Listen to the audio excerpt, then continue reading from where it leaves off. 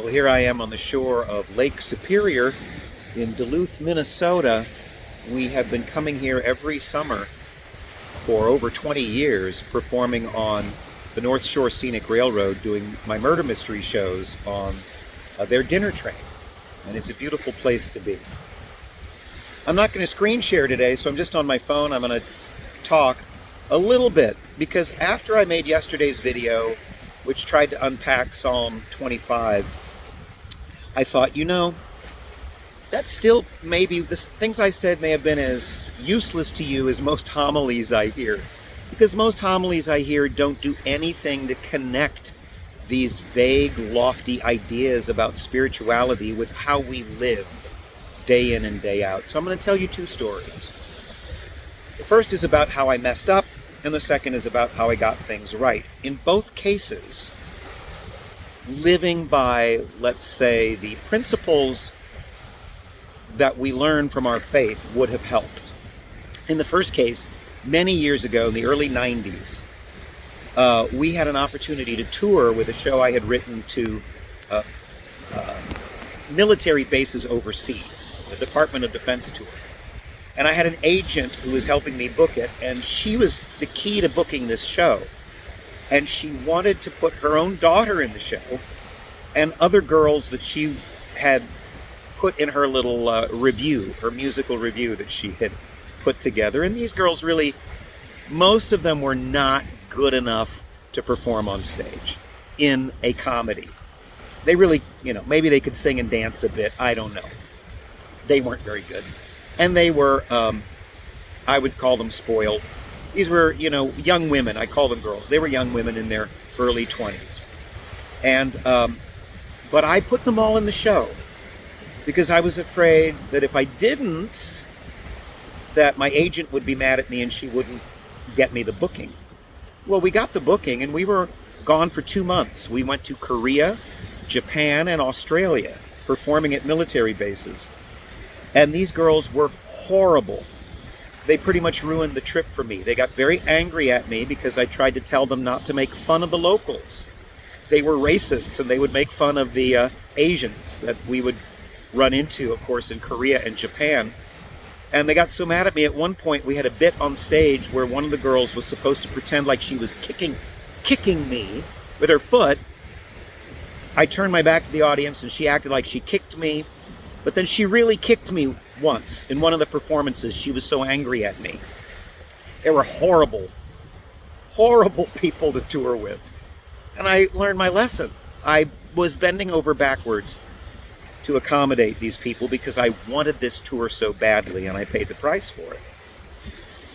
Fast forward about maybe 15 years after that, and Father Fessio, who founded Ignatius Press, was very interested in having me somehow put together a touring troupe that would do some of my plays, Catholic plays. Anyway, that's what eventually became Theater of the Word Incorporated. But he said to me at one point, he was in Ave Maria, Florida, and he said, I'm going to send you a video of some plays that these two women put together, a play they put together, that I think maybe you could help us improve. And he sent me this video, and it was a play about some sort of patriotic theme. And it was really bad. It was one of the worst things I'd ever seen. And so then I thought, what do I do? If I'm honest with Father Fessio and I tell him, there's no way I can improve this play. Because he was going to pay me, he was going to bring me down to Florida, I was going to be the consultant to improve this patriotic play that these two young ladies had put together. And I thought, if I tell him the truth, he won't hire me, and we might not ever get this touring troupe together that he claims that he wants to help me put together, and that he might be interested in funding. So I was tempted to, lie to him, in effect, and tell him, oh man, yeah, this has some problems, but I can help. But I remembered my dreadful tour overseas with these young ladies that I had agreed to cast, that I should never have cast.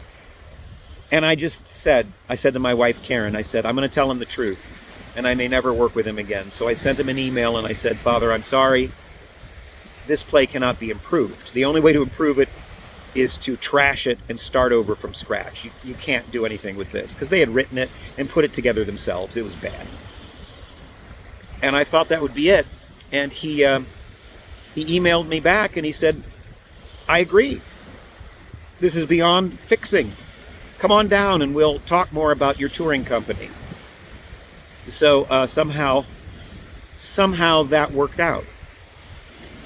The point I'm making is, there's a reason the cross is the central symbol of our faith.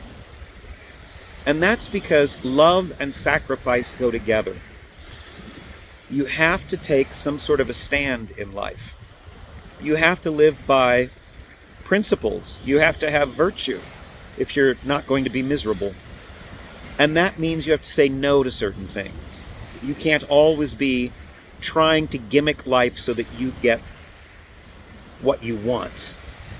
For you guys, it might even be as simple as, you know that there are certain friends you shouldn't have, but you want to have them anyway, either because you're lonely or it makes you more popular or what have you. Or maybe there are other ways that you are compromising with things you know are bad. Maybe it's even things regarding the faith, I don't know. But the point is, following up from yesterday, I don't always live by these principles, so I'm not saying you need to follow my example. I am saying that if you live in a way that you're trying to be loving, which is the core of our faith is all about learning to love. Nothing else in our faith matters if we don't learn how to love.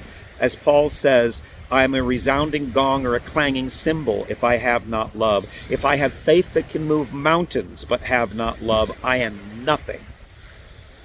Even if we can work miracles by the grace of God, if we're not loving, it's worthless.